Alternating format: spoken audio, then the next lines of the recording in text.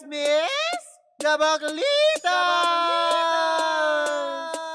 With Tita Cora and Kapitana Sisa. Same, pero iba. Oh my God. Bakit ganon? Diba? Yan, na nakakaloka. Kayo patuloy pa rin pong nakatutok sa number 106.7 Energy FM. Panggawag mong sabihin na radyo, sabihin mo. Yan, sa magandang araw pa rin Metro and Mega Manila. Kayo patuloy pa rin po nakatutok sa Baklita sa Woo! Sa ngalan ng aking partner, si Tita Cora. Ako po si Kapitana Sisa at isang magandang araw po sa inyong lahat. Ako nakakaloka. Diba? Hello pa rin po at syempre sa mga nanonood via our digital platforms on Facebook, on Energy FM. Ayan, hello po sa inyo on Facebook, TikTok, and of course sa ating mga team replays. Yan, on YouTube. Hello po sa inyong lahat. Sama kayong parte ng mundo. Isang magandang araw po sa inyong lahat. At syempre gusto kong batiin ang Reyna ng Australia na si Cathy Amos. Hi Mare, kamusta ka dyan? Diba na nakakaloka? O ano na? Anong gusto niyo pag-usapan natin?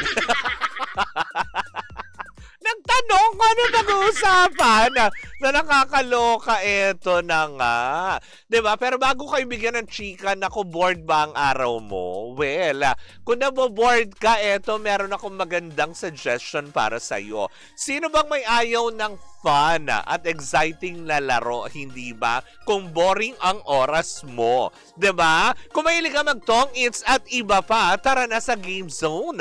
Diba? Fun believable sa Game Zone dahil you can play real games with real players for free, ha? At may chance ka pang mag-split over 34 million pesos na premyo at may chance ka din na mag-uwi or mag-claim ng 14,640 pesos na daily cash prize. Ay, sino may ayaw ng 40,600 party? Ako gusto ko yun.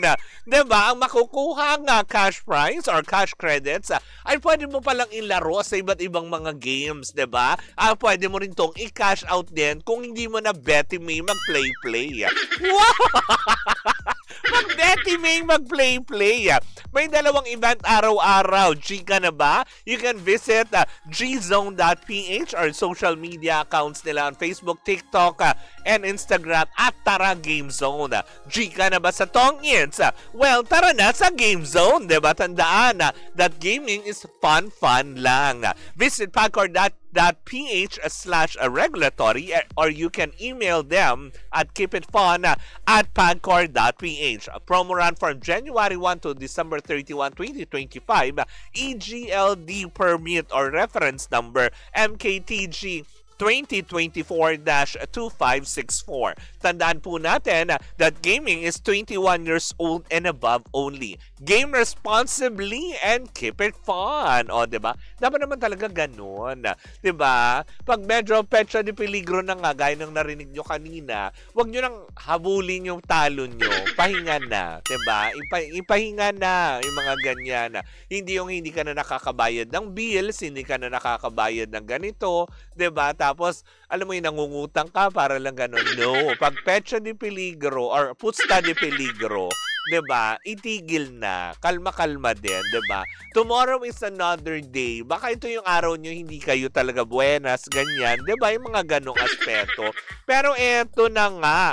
Dahil ang chismis na akin nasagap, dahil mukhang hanggang ngayon, ay hindi pa rin talaga, alam mo yun, walang nagbibigay ng statement sa dalawang involved na kung saan nga naman nagdesisyon na silang maghiwalay ng landas. Ang aking sinasabi ay si Mahal Salvador at Miles Ocampo, hindi ba? Dahil recently lang no nakaraan parang na-corner itong si Mahal Salvador patungkol nga dito sa mga nag-aalisan niya mga talent under crown artist, diba? Na kung saan nga naman marami ang nagtaka na, diba? Na masaya silang magkasama before kumbaga bago siya nag-leave, 'di ba? Itong si Mahal Salvador dahil sa kanyang kasal, 'di ba?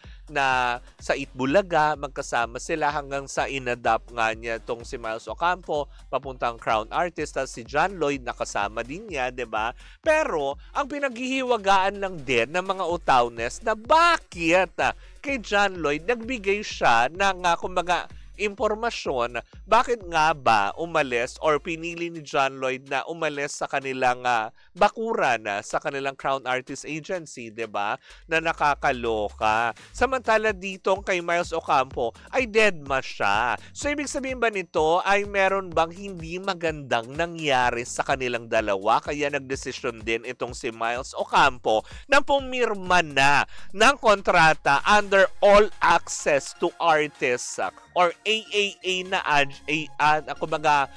agency na siyang kumahawak na ngayon sa karera din nitong si Marian Rivera, nila Maine Mendoza at marami pang iba, hindi ba? Si Carla Abellana nandun din, 'di ba? Dito sa AAA na to or sa All Access to Artists Agency. Parang sinasabi nga ng ilan na parang, ha? So, ibig sabihin ba nito? Parang patunay lamang na there's life after your agency, Maha? Parang ganun ba yun? Kaya pumirma na si Miles Ocampo ng kontrata. Kasi syempre, di ba, para ma-secure din naman yung kanyang future. Kasi kung wala naman din. Actually, hindi mo naman masasabi na walang naibigay na proyekto dahil, alam mo yun, as of today, nasa Itbulaga pa naman siya at party siya doon ng Itbulaga, hindi ba?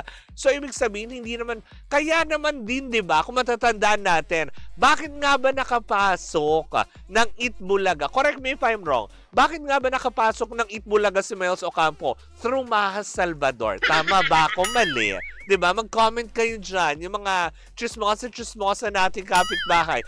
Diba? So, para bang diba? Para lang masabi na, oo, may daily show ako, pero wala nang ibang project. Parang ganun bang sentimiento mo, Miles? Ganun din ba yun na nakakaloka? Or baka meron pang pinag-ugatan kung kaya no comment na lang din si Maha sa publiko or sa mga press kung bakit nga ba nagdesisyon ka na iwan na siya at ang kanilang ahensya para lumipat dito sa AAA. Naku, nakakaloka, 'di ba?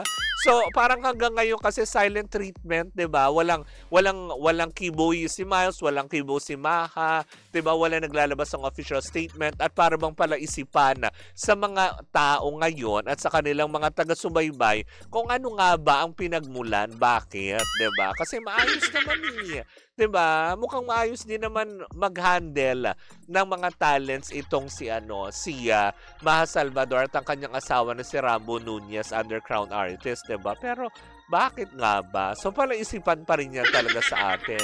Pero isa lang na masisiguro ko na ngayon si Miles Ocampo ay under na to All Access to Artists, 'di ba? Na ahensya na siyang humahawak nga sa karera nitong si Miss Marian Rivera, Miss Carla Abellana, and of course Miss Maine Mendoza. Hindi ba? Yan yung mga ilan sa mga bigating artista na kabilang dito sa AAA na to, o 'di ba? Kasi marami pa din namang iba, hindi ba? Pero yun, walang forever sa showbiz. Sabi nga ni Rhea Saiton, totoo naman, hindi ba? Pero sana, 'di ba, don't burn bridges. Kasi 'di ba, pasasaan ba kumaga parang kasi pag ganon na ang pangit yung naghiwalay, at the end of the day, magsasalubong kayo dahil iisang industriya pa din yung ginagalawan nyo. 'Di ba? May mga proyektong magkakasama pa rin kayo, hindi ba? Pero hindi naman din natin sinasabi na meron ngang namagitan na hindi maganda, 'di ba? Pero sana wala. Let's hope for the best, 'di ba? Na sana nga talaga na yun lang, mutual decision lang, tas ayaw nilang magbigay ng komento, ayaw na lang nila na parang gawing circus ito on social media at sa publiko, 'di ba? Na alam din naman natin na pagka, alam mo yun, may naglabas ng statement pagpipiestahan, tapos ang dami magkokomento hanggang sa magiging, alam mo yun, out of context na imbis na simpleng kung ano man yung tipong, dahil ayaw na niya, ganun lang yun, ay magkakaroon ng iba't ibang sangay ng kwento yan. Diba? Ganun naman talaga yun, yung simpleng, ayoko. Diba kadalasan magaganyan, diba? Pag may nag-aya sa'yo, kain tayo, yung simpleng pagsagot mo na, ayoko eh. Diba? O, ay, bibigyan ng pang pakahulugan. Eh, ayaw mo lang talagang kumain, gano'n. Hindi ko sinasabing yun ang pinag-awayan nila, ha? Pakinisip nyo, yun ang pinag-awayan. Diba? Pero hindi, yun nga. Pero alis pa paano, diba? Na kung ano man ang meron sa kanila, is irespeto na lang natin since parehas silang hindi nagbibigay ng official statement, 'di ba? Huwag natin bigyan ng pakahulugan yung hindi nila pag-uusap at yung paglipat. Maging masaya tayo for Miles na kahit papaano is nagkaroon pa siya ng alam mo yun, mas malawak na opportunity na galawan sa mundo ng showbiz, hindi ba? Well, anyways, nako mga pangga, maraming salamat po sa inyong pagantabay at syempre sa lahat pa rin po na nakatutok sa atin. Muli po ako po si Kapitana Sisa sa ngalan ng aking partner si Tita Cora. Ito pa rin ang Baklita sa Woo Woo Woo Woo! And we are still same pero iba! Tuloy-tuloy pa rin po ang ating tugtugan. Syempre dito po lamang yan sa number 106.7 Energy FM. Panggawag mong sabihin radyo, sabihin mo Energy!